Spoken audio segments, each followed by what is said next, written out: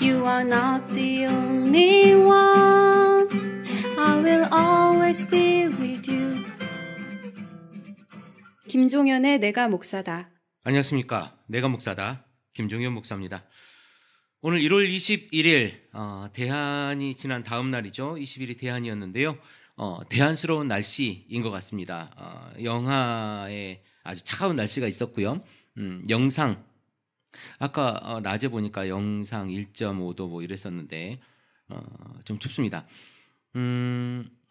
제가 이 얘기를 좀 안 하고 싶었는데요. 요즘 방송도 그렇고 여러 가지 때문에 이 얘기를 할 수밖에 없는 상황인 것 같습니다. 무슨 얘기냐면 얼마 전에 요즘에 특검 세상이죠. 다른 뉴스는 뭐 하나도 안 나오고 특검과 또 헌재 재판 이게 세상을 가득 메우고 있어요.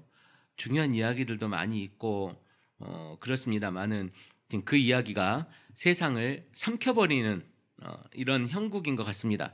다른 곳의 이야기들도 관심을 많이 가졌으면 좋겠어요. 오늘 촛불 집회가 있는 날인 걸로 알고 있어요. 저는 뭐 자주 참석은 못합니다만은 가끔 가보고 이제 그게 사실 어쩌면 역사의 현장에 우리가 서 있는 그런 모습이지 않을까라는 생각도 해보고요. 저는 그 시간에 지금 여러분들과 함께 할 수 있는 방송을 하고 있습니다. 2017년 들어와서 저에겐 굉장히 많은 삶의 변화가 지금 생겼죠. 일하는 것도 그렇고 또 일보다는 고민이 많이 생겼다고 봐야 되겠죠.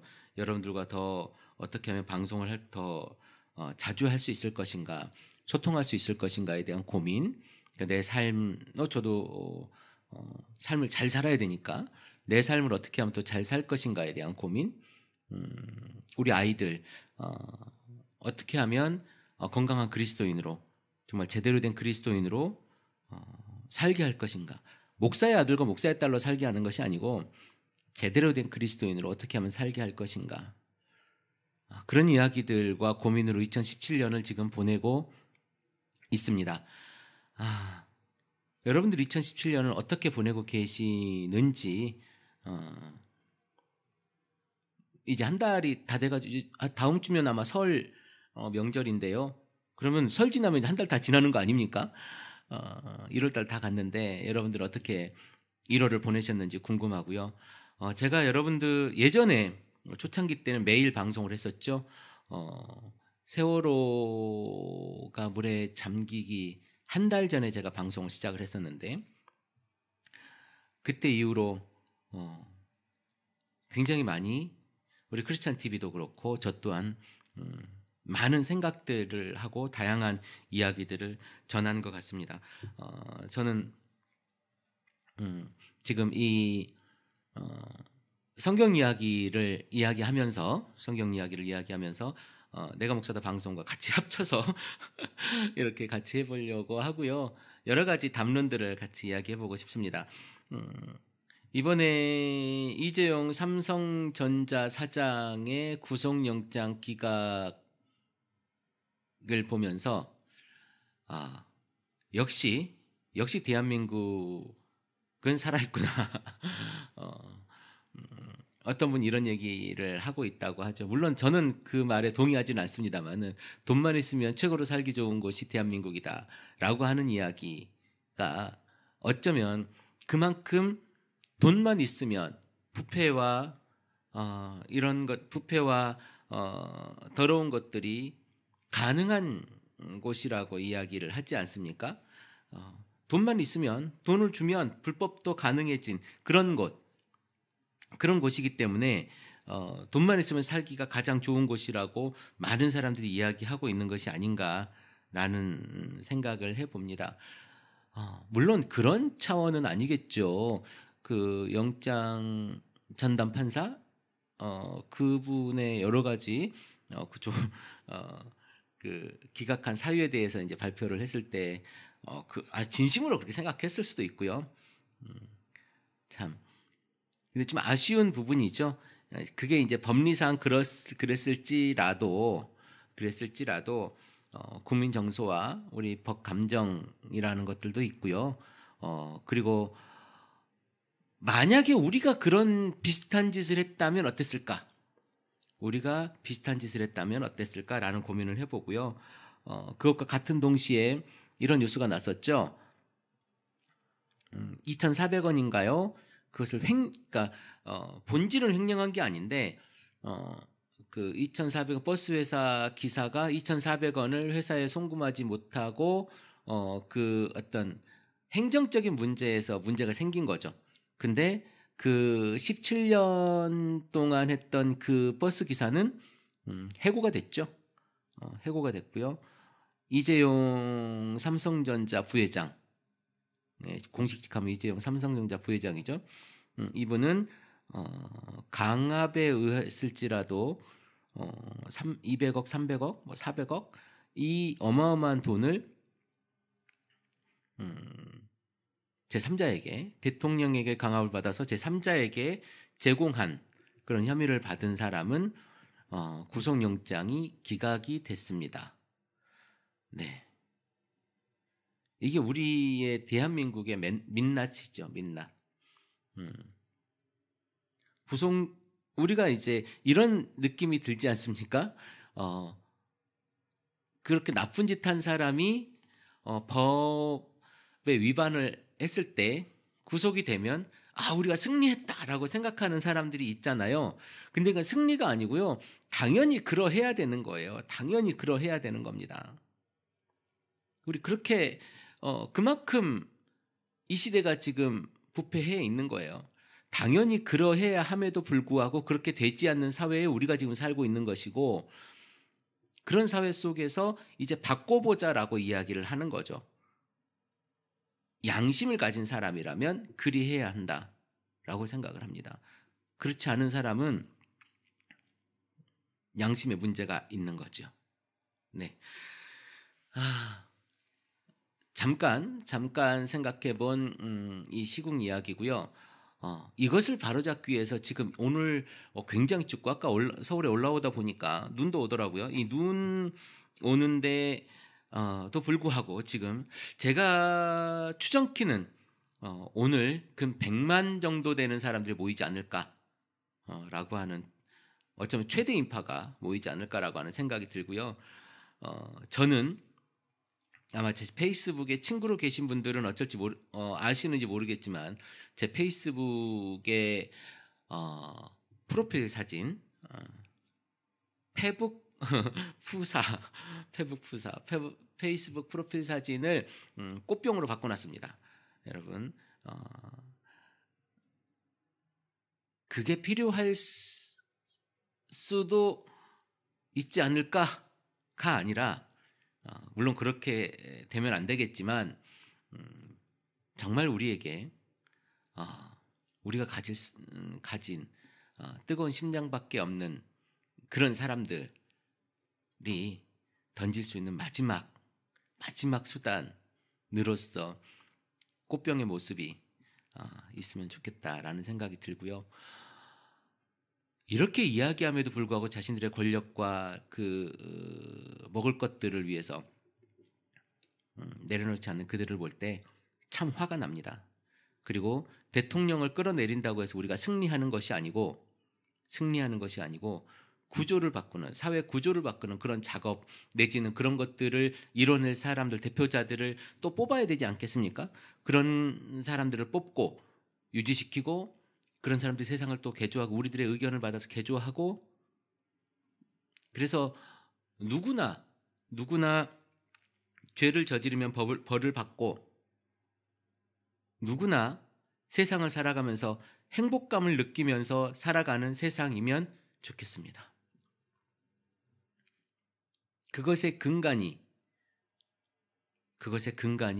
저는 기독교인으로서 그리스도의 사랑이 그 베이스에 있다면 좋겠다는 생각을 해봅니다. 그 자리에 여러분들과 제가 함께 있으면 좋겠어요. 그리스도인이라고 이야기하고, 예전에 우리 방송에서 시국선언문 방송에 제가 공개는 안 했습니다만은 당당 뉴스에 가면 우리 크리스찬 TV의 시국 선언문이 당당 뉴스 인터넷 뉴스죠. 당당 뉴스에 올라가 있는데 시국 선언문을 올렸더니 어떤 분이 사람 잘못 봤군요 하고 카페를 탈퇴하신 분이 계셨습니다. 그분도 물론 나름대로 생각이 있겠지만 그때 붙었던 논쟁이 그거였죠. 위정자를 위해서 기도해라. 뭐 이런 이야기에 대해서 도대체 어떻게 기도해야 할 것인가, 무조건 기도할 것인가, 뭐 그런 논쟁들이 있었는데요.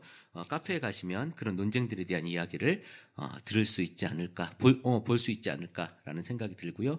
댓글도 있었고, 요즘 카페도 그렇고요, 저도 그렇고,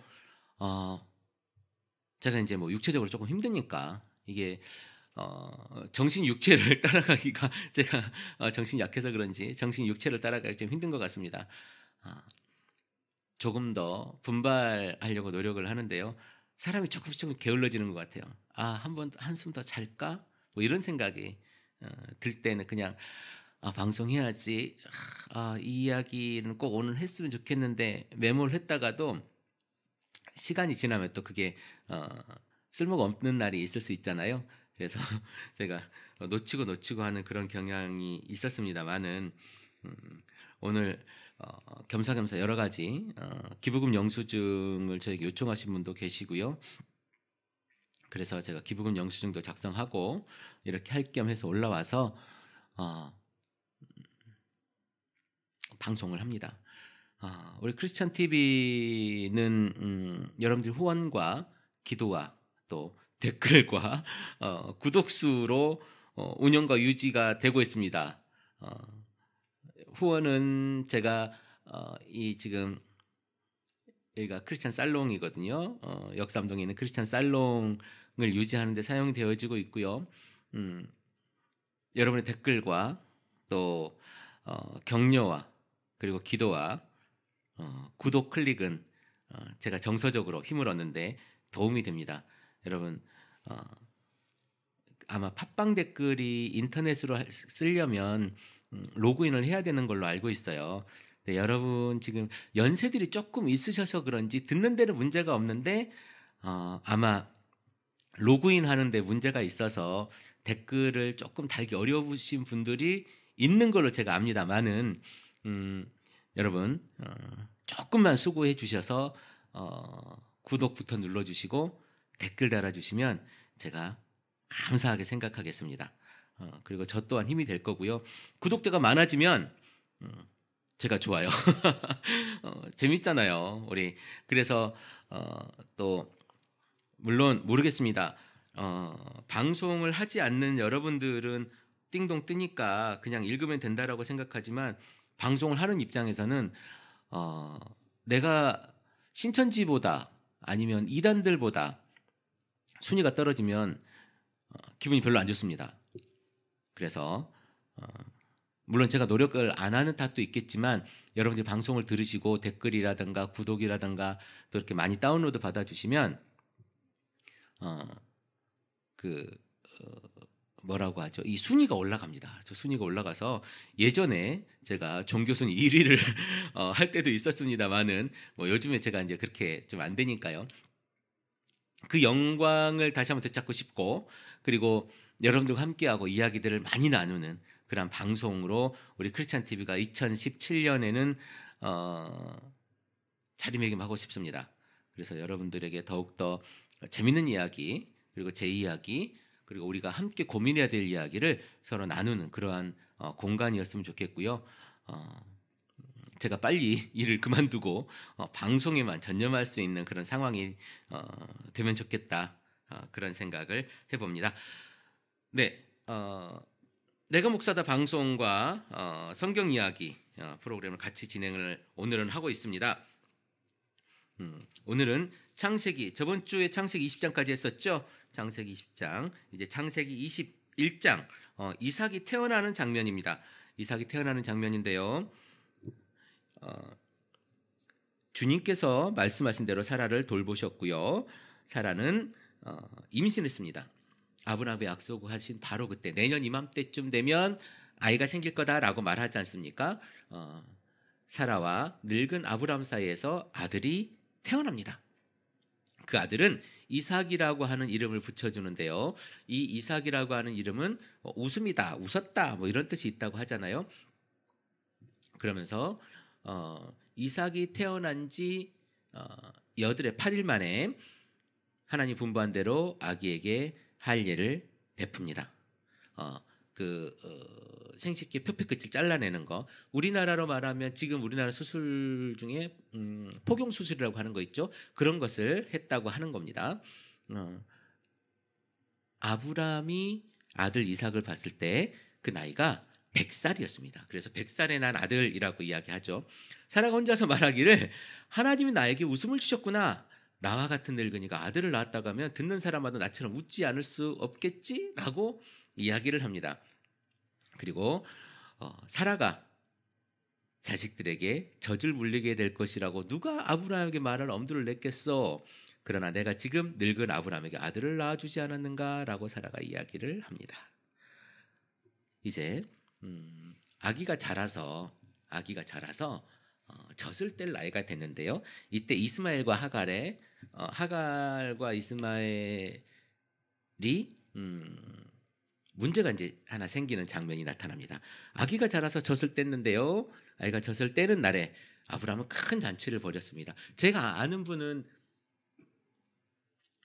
8살 때까지 젖을 먹었다는 분도 계시고, 3살 때까지 젖을 먹었다는 분, 돌까지만 젖을 먹었다는 분 여러 분이 계시는데, 어쨌든 아브라함이 잔치를 벌이는데 이집트 여인 하갈과 아브라함 사이에서 태어난 아들이, 그러니까 이스마엘이죠. 이스마엘이 이삭을 놀리고 있었다. 사라가 아브라함에게 말했어요. 저 여종과 저 아들을 내보내십시오. 저 여종의 아들이 나의 아들 이삭과 유산을 나눠 가질 수는 없습니다. 그러니까 이게 아마 그냥 이렇게 이야기를 한 건 아닌 것 같고요. 우리 사라를 한번 생각해 보세요. 예전에 사라가 애를 못 낳고 이스마엘을 임신하고 나자 하갈이 얼마나 사라를 구박했습니까? 그러니까 이 사라가 이제 도끼가 품어서 걸리기만 해봐라. 그랬는데 이게 걸린 거예요. 그러니까 근데 그 아이가 이스마엘이 그때만 해도 열 몇 살이라 해도 어리지 않습니까? 이 어린애가 자기 애들 데리고 놀릴 수도 있고 자기 동생 데리고 그럴 수도 있겠죠. 그랬는데 딱 걸린 거죠. 그래서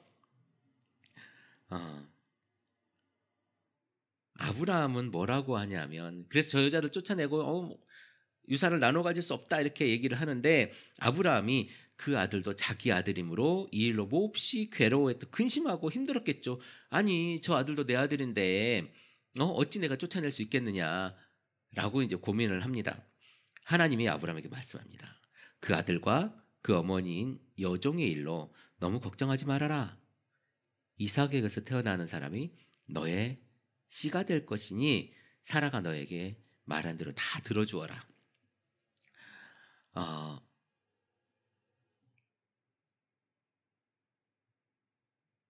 이삭에게만 적통의 자리를 줄 것이니까 이제 이스마엘은 사라 말대로 해라라고 이야기를 합니다.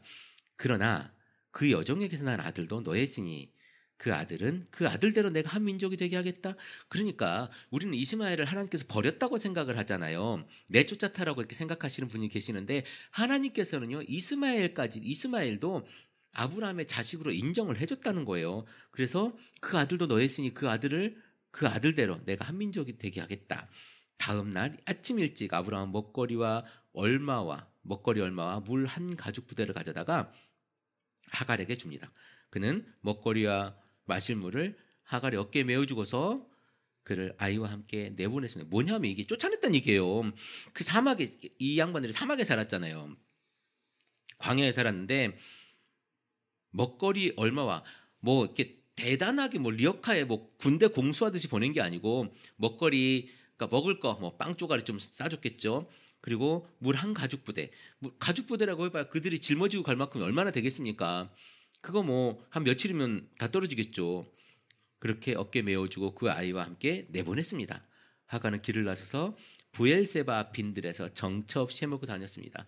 이 정처 없이 갈 바를 알지 못하고 뭐 이런 얘기 들으면 아브라함이 하나님께서 내 아비와 본토 지척 아비 집을 떠나서 내가 지시할 땅으로 떠나라 할 때 갈 바를 알지 못하고 떠나는 이런 아브라함의 모습이 생각이 나기도 하는데요. 하갈은 그런 게 아니죠. 게다가 여자의 몸으로 아이와 같이 그 빈들에서 밤에 사막의 밤은 그때 수천 년 전, 이때보다 수천 년 전 아닙니까? 수천 년 전에 그 밤은 더더욱 깜깜하고 더더욱 차갑고 더 무서웠겠죠. 그 길을 정처 없이 헤매고 다녔습니다. 가죽 부대에 담아온 물이 다 떨어지니 하갈은 아이를 덤불 안에 뉘어놓고 아이가 죽어가는 걸 참아볼 수가 없구나 하면서 화살 한바탕 거리만큼 떨어져서 주저앉았습니다. 그러니까 아이가 죽어가는 꼴을 참아볼 수가 없어서 화살을 이렇게 한쉬 당겨서 슉 도면 그 화살이 떨어지는 거리만큼 가서 아이가 듣지 않게 울고 있었습니다. 애미의 입장에서 자식이 그렇게 되는데 얼마나 서럽고 힘들고 한스럽고 그러겠습니까? 그런데 말이죠. 하나님이 그 아이가 우는 소리를 들으셨습니다. 하늘에서 하나님의 천사가 하갈을 부르면서 말했습니다. 이런 장면은 굉장히 많이 나오죠. 아브라함아, 뭐 하갈아, 이삭이 네 이름을 이스라엘이라 하리라 뭐 이러면서 자꾸 부르죠. 하갈아 어찌된 일이냐 무서워 말아라. 아이가 저기에 누워서 우는 저 소리를 하나님이 들으셨다. 아이를 안아 일으키고 달래어라. 내가 저 아이에게서 큰 민족이 나오게 하겠다. 우리는 이 큰 민족이라고 하는 거 물론 그때 당시에 굉장히 그 자식이 많은 게 축복이지만 우리는 이삭에게만 그것이 있었다고 생각을 하는데 우리에게 지금 하나님께서는 내가 저 아이에게서 큰 민족이 나오게 하겠다. 하나님이 하갈이 눈을 밝히시니 하갈이 샘을 발견하고 가서 가죽 부대에 물을 담아다가 아이에게 먹였다라고 이야기를 합니다. 그러니까 이삭도 이스마엘도 하나님이 살리셨다라는 거예요. 지금 그 라마단 기간에 성지순례를 하지 않습니까? 라마단 기간에 성지순례를 하는데 그때 보면 이 우물 곁에서 하갈이 했던 행동들을 따라하는 그러한 장면이 있어요. 이쪽 언덕과 저쪽 언덕을 뭐 7번인가 이렇게 왔다 갔다 하는 그런 장면이 그런 장면을 연출을 한다고 해요. 그 아이가 자라는 동안에 하나님이 그 아이와 늘 함께 계시면서 돌보셨다. 이게 성경에 나와요. 옛날 원문의 개역 개정판을 보면요, 하나님이 하갈의 눈을 밝히셨으므로 샘물을 보고 가서 가죽 부대에 물을 채우다가 그 아이에게 마시게 하였더라. 하나님이 그 아이와 함께 계심에 그가 장성하여 광야에서 거주하며 활 쏘는 자가 되었더니라고 말합니다. 그러니까 하나님께서 계속 버리지 않고 함께 하셨다는 거예요. 누구와도 함께, 이스마엘과도 함께 하셨다라는 말이에요. 그는 광야에 살면서 활 쏘는 사람이 되었고 그가 바란 광야에 살 때는 그의 어머니가 그에게 이집트 땅에 사는 여인을 데려다가 아내로 삼게 하였습니다. 그러니까 애굽 사람을 며느리로 삼은 거죠. 이집트 사람을 며느리로 삼게 하였다는 그런 이제 쫓겨나고 하갈과 이스마엘이 쫓겨나서 있었던 일이 21장에 지금 있습니다. 그리고 22절 이야기를 볼까요? 아브라함과 아비멜렉의 이야기입니다. 그 무렵 아비멜렉과 그의 군사들과 군사령관 비골이라는 사람이 아브라함에게 말합니다. 하나님은 당신이 무슨 일을 하든지 당신을 도우십니다. 이제 여기 하나님 앞에서 당신이 나와 나의 아이들과 나의 자손을 속이지 않겠다고 맹세하십시오. 당신이 나그네 살을 하는 우리 땅에서 내가 당신에게 한 것처럼 당신도 나와 이 땅 사람들에게 친절을 베풀어 주시기 바랍니다. 아브라함이 말합니다. 그렇게 합니다. 맹세합니다. 이렇게 말하고 나서 아브라함은 아비멜렉의 종들에게 우물을 빼앗은 것을 아비멜렉이 항의합니다. 그때 당시에 우물을 파는 이야기는 야곱 이야기에게도 나오고요. 굉장히 많은 이 우물에 대한 이야기가 나옵니다. 이쪽 사막에서 광야에서 우물에 대한 이야기가 나오는데요. 그때 그 지역 사람들의 텃세를 부려서 우물을 뺏는 경우가 굉장히 많았어요. 근데 아브라함은 아비멜렉의 종들이 우물을 빼앗은 것을 아비멜렉에 항의했는데요. 그러나 아비멜렉은 이렇게 말합니다. 누가 그런 일을 저질렀는지 저는 모릅니다. 당신도 그런 말을 여태까지 나에게 하지 않았습니다. 나는 이 일의 경우 이 일을 겨우 오늘에 와서야 들었습니다. 이제 보고를 못 받았다는 거죠. 아브라함이 양과 소를 끌고 와서 아비멜렉에게 주고 두 사람이 서로 언약을 세웠는데요. 아브라함이 양떼에서 새끼 암양 7마리를 따로 놓았습니다. 아비멜렉이 아브라함에게 물었죠. 새끼 암양 7마리를 따로 떼어놓는 까닭이 뭡니까? 아브라함이 이렇게 얘기합니다. 내가 이 우물을 파놓은 증거로 이 새끼 암양 7마리를 드리려고 합니다. 이 두 사람이 여기서 이렇게 맹세했으므로 그것을 뭐라고 이야기합니까? 브엘세바라고 이야기합니다. 브엘세바. 맹세의 우물이다 이렇게 이야기합니다. 브엘세바. 아브라함과 아비멜렉이 브엘세바에서 언약을 세운 다음에 아비멜렉과 그의 군사령관 비골은 블레셋 사람의 땅으로 돌아갔습니다. 아브라함은 브엘세바에서 에셀나무를 심고 거기에서 영생하시는 주 하나님의 이름을 부르며 예배를 드렸습니다. 아브라함은 그동안 오랫동안 블레셋 족속의 땅에 머물러 있었습니다. 이게 무슨 얘기냐면 이제 사실은 우리 평화 조약을 하자, 우리 잘 살아보자 이렇게 아비멜렉과 그의 군사령관이 이렇게 이야기를 했는데요. 그러면 평화 조약을 할 것인데 평화 조약을 하는데 아브라함이 당신들의 종들이 와가지고 내 우물을 뺏었는데 그것 좀 해결해 주십시오라고 이야기를 하니까 나는 이거 처음 듣는 이야기인데요. 보고가 안 됐는데요. 이렇게 이야기를 하니까 아비멜렉이 보십시오. 이렇게 해서 이렇게 됐으니 이걸 다시 돌려주십시오. 그러니까 그것을 언약을 세우고 소와 양 7마리 새끼 암양 7마리를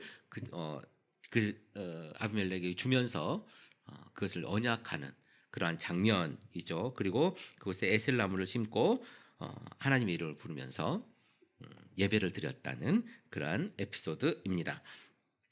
자, 이제 21절은 여기까지고요. 22절 이 장면이 아직도 드라마틱합니다. 이런 일이 있은 지 얼마 뒤 하나님이 아브라함을 시험해 보려고 그를 부르셨습니다. 이거는 분명히 하나님이 지금 이야기하는 거예요. 아브라함을 시험해 보려고 그를 부르십니다. 아브라함아 하고 부르시니 아브라함이 예 여기에 있습니다. 우리 이제 한글 성경에서 이렇게 표현을 됐는데요.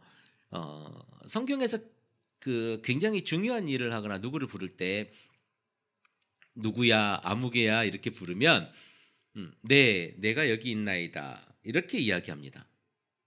네 내가 여기 있나이다. 선지자들을 부를 때도 선지자를 부르면서 이제 선지자로 택할 때도 누구야 아무개야 이렇게 부르면 네 제가 여기 있나이다 이렇게 대답하는 경우가 있습니다. 어쨌든 네 아브라함하고 부르니 아브라함이 예 여기 있습니다 하고 대답을 하지요. 하나님 말씀하시는데요. 너의 아들 내가 사랑하는 우리 아들 이삭을 데리고 모리아 땅으로 가거라. 내가 너에게 일러주는 산에서 그를 번제물로 바쳐라. 야 아까 뭐라고 그랬습니까? 100살에 낳은 아들. 100살에 낳은 아들이에요. 이 100살에 낳은 아들, 여러분 100살에 애를 낳는 건 쉬운 일이 아니죠. 뭐죠? 제가 아까 잠깐 찾아봤는데 아브라함의 아버지 데라는 70살에 아브라함과 나홀과 하란을 낳았습니다. 70살에. 그리고 데라의 아버지 나홀은 29살에 데라를 낳았거든요. 근데 보십시오. 70살에 아브라함을 낳고 물론 데라는 좀 일찍 죽었지만 같이 나오다 죽었죠. 그런데 이 아브라함은 몇 살에 낳습니까? 100살에 낳았어요. 100살에 아들을 낳았는데 이 아들을 뭐라고 이야기합니까? 모리아 땅으로 가서 내가 일러주는 산에서 그를 번제물로 바쳐라. 아브라함은 대꾸하지 않고요. 그 다음날 아침 일찍 일어나서 나귀 등에 안장을 얹었고 그는 우리가 보통 아브라함과 이삭과 둘만 갔다고 생각을 하는데요. 그 두 종을 또 데리고 갑니다. 그래서 번제했을 장작을 쪼개가지고 가고 그를 하나님이 그에게 말씀하신 그곳으로 길을 떠났습니다. 모리아 땅에 있는 산으로 사흘 만에 아브라함 고개를 들어서 멀리 있는 그것을 바라볼 수가 있었지요. 그는 자기 종들에게 말했습니다. 아까 2명 같이 갔잖아요. 내가 이 아이와 저리로 가서 예배를 드리고 너희에게 함께 돌아올 터이니 그동안 너희는 나귀와 함께 여기 기다리고 있거라 라고 이야기합니다. 우리가 히브리서에 보면은 아브라함이 그 자식을 죽였을 때 히브리 11장인가요? 거기에 보면 이제 아브라함이 자식을 이삭을 그렇게 했을 때 다시 살아날 것을 믿었다 이렇게 얘기를 하거든요. 그렇게 보면 어쩌면 아브라함이 지금 이 장소에서 번제를 바치면 어떻게 같이 데리고 옵니까? 이 장면에서 부활의 신앙, 다시 살아날 것이라고 하는 신앙을 가지고 있었는지도 모르겠습니다. 물론 그때 당시 고대 사회에서 바치는 인신 제사의 모습이라고 평가하거나 이렇게 하시는 신학자들도 분명히 있기는 합니다만은 여기에서는 하나님께서 분명히 아브라함을 시험해 보려고 그를 불러서 이 일을 만들게 합니다. 그래서 아이를 잡으려고, 그러니까 우리 보통 애를 잡으려고 그러냐 그러지만 여긴 정말 애를 잡으려고 아브라함이 데리고 돌아가는 장면이죠. 데리고 들어가는 장면이죠. 아브라함은 번제에 쓸 장작 아들 이삭에게 지우고 자신은 불각화를 챙긴 다음에 두 사람은 함께 걸어갔습니다. 이삭이 이 이야기를 합니다. 그의 아버지 아브라함에게 말했습니다. 그가 아버지 하고 부르자 아브라함이 얘야 왜 그러느냐라고 대답을 합니다. 이삭이 물었는데요. 불과 장작은 여기 있습니다마는 번제로 바칠 어린 양은 어디에 있습니까? 아브라함이 말합니다. 얘야, 번제로 바칠 어린 양은 하나님이 손수 마련해 주실 것이다. 이렇게 보면 정말 믿음이 대단한 거예요. 야, 그 네가 걱정할 게 아니고 번제할 어린 양은 하나님이 자기를 위하여 친히 준비하시리라. 자기가 알아서 준비하실 거고 우리는 갔다가 다시 오면 된다라고 이야기하는 겁니다. 두 사람이 함께 걸었다. 그들이 하나님 말씀하신 곳에 이르러서 아브라함이 거기에 제단을 쌓고 제단 위에 장작을 벌려 놓았는데요. 그런 다음에 자식 이삭을 묶어서 제단 위에 올려 놓았습니다. 그는 손에 칼을 들고 아들을 잡으려고 했지요. 그때 주님이 천사가 하늘에서 아브라함아 아브라함아 하고 그를 불렀습니다. 아브라함이 말합니다. 예, 여기 있습니다. 내가 여기 있나이다 라고 이야기합니다. 예, 여기 있습니다. 천사가 말합니다. 그 아이에게 손을 대지 말아라. 그 아이에게 아무 일도 하지 말아라. 내가 너희 아들 너의 외아들까지도 나에게 아끼지 아니했으니 내가 하나님 두려워하는 줄을 내가 이제 알았다. 아브라함이 고개를 들고 살펴보니 숫풀에 순양 한 마리가 있는데 그 뿔이 숫풀에 걸려 있었습니다. 가서 그 순양을 잡아다가 아들 대신에 그것으로 번제를 드리라. 이런 일이 있었으므로 아브라함은 그곳 이름을 여호와 이레라고 하였습니다. 하나님께서 주님께서 준비하셨다 이렇게 이야기를 하고 있지요. 여호와 이레라고. 오늘날까지도 사람들은 주님의 산에서 준비될 것이다라고 말을 합니다. 여호와 이레라고 말을 하지요. 주님의 천사가 하늘에서 두 번째로 아브라함을 불러서 말했습니다. 주님의 여호와의 말씀이다 이렇게 얘기합니다. 주님의 말씀이다. 내가 친히 맹세하노니 내가 이렇게 너의 아들까지 너의 외아들까지 아끼지 않았으니 내가 반드시 너에게 큰 복을 주며 너의 자손이 크게 불어나서 하늘의 별처럼 바닷가의 모래처럼 많아지게 하겠다. 너의 자손은 원수의 성을 차지할 것이고 내가 나에게 복종하였으니 세상 모든 민족이 내 자손의 덕을 입어서 복을 받게 될 것이다. 이야, 이래서 아브라함을 뭐라고 이야기합니까? 복의 근원이다 라고 이야기를 합니다. 아브라함은 그의 종들에게 돌아와서 그들이 브엘세바 쪽으로 길을 떠났습니다. 아브라함은 브엘세바에서 살았습니다. 아까 그 에셀나무를 심고 그 우물이 있는 그곳이죠. 그곳에서 그것을 브엘세바입니다. 언약을 했던 곳. 그곳에서 오랫동안 살았다라고 하는 겁니다. 이게 19절까지 이야기고요. 이제 20절 나홀의 자손. 자, 나홀이 누구냐? 나홀이 누구냐 하면 아브라함이 자식을 낳습니다. 아브라함이 자식을 낳은 게 아니고 데라가 자식을 낳죠. 데라가 자식을 낳는데 아까 제가 몇 장이었죠? 아까 저기서 보니까 제가 좀 찾아볼게요. 제가 성경책을 보면서 하는 거라 11장 26절에 보면 데라는 70살에 아브라함과 나홀과 하란을 낳았다. 그러니까 우리가 그 하란의 아들이 롯이죠. 조카 롯을 데리고 온다고 하지 않습니까? 그러니까 아브라함의 이때는 우리가 저기 어디죠? 20장이죠.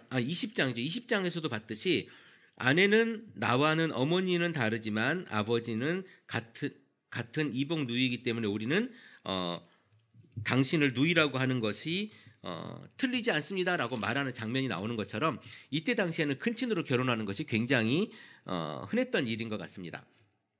그래서 이 나홀이라고 하는 것은 데라의 자손이 아브라함과 나홀과 하란이었죠. 그런데 이 나홀이 누구랑 결혼을 하냐면 나홀이 하란의 딸 밀가와 결혼을 합니다. 그래서 이게 왜 밀가와 이게 지금 하란의 자손들의 이 결혼이 왜 중요하냐? 자, 들어보십시오. 이런 일이 있은 지 얼마 뒤 자꾸 이제 텀을 좀 두죠. 이런 일이 있은 지 얼마 뒤에 아브라함은 밀가가 자식들을 낳았다는 말을 들었는데요. 밀가와 아브라함의 동생 나홀 사이에서 아들이 태어났는데 밀가는 롯의 형제죠. 롯의 형제. 그러니까 하란의 자식들. 그러니까 자기 삼촌하고 결혼을 한 거예요. 자기 삼촌하고 밀가가 자기 삼촌하고 결혼을 했어요. 나홀에서 아들들이 태어났는데 맏아들은 우스고 그 아래로 부스 그리고 그무엘과 게셋과 하소와 빌라스와 아들랍과 부두엘이 부두엘과 같은 동생들이 태어났습니다. 근데 다른 거는 여러분 몰라도 됩니다. 근데 부두엘은 리브가의 아버지입니다. 자, 부두엘이 왜 중요할까요? 부두엘이 왜 중요하냐면 리브가의 아버지이기 때문에 중요합니다. 리브가는 누구의 부인이 될까요? 아까 우리가 아브라함과 사라의 사이에서 태어난 이삭의 부인이 되기 때문에 중요합니다. 리브가가. 그렇죠? 자, 여러분 정리를 한번 해볼게요. 아브라함과 사라 사이에 이삭이 태어나고요. 아브라함의 동생과 하란의 딸, 그러니까 밀가 사이에서 그러니까 삼촌 간의 결혼이죠. 삼촌 간의 결혼에서 부두엘이라고 하는 사람이 태어났는데 다른 아들들은 빼고 별로 중요하지 않으니까 7 아들들이 있는데 빼고요. 부두엘이 누구를 낳냐면 그러니까 우리 리브가 하면 누가 생각이 납니까? 리브가 하면 라반이 생각이 나잖아요. 리브가의 오빠 라반. 그러니까 리브가가 누구를 낳죠? 이삭이 누구를 낳죠? 에서와 야곱을 낳잖아요. 이 에서와 야곱을 낳는데 야곱이 형 에서에게 팥죽 팔아가지고 거짓말해서 장자권을 샀다가 어디로 도망가요? 리브가가 도망을 보내죠. 저기 멀리 있는 라반의 집, 삼촌 라반의 집으로 보냅니다. 여기까지 여러분 교회를 조금 다녔으면 다 아는 이야기지 않습니까?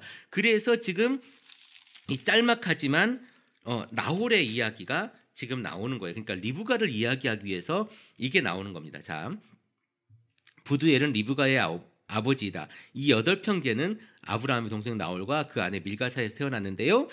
나홀의 첩 르우마도 데바와 가함과 다하스와 미아가 등 4형제를 낳았습니다. 여러분 이거 기억 하나도 안 하셔도 됩니다.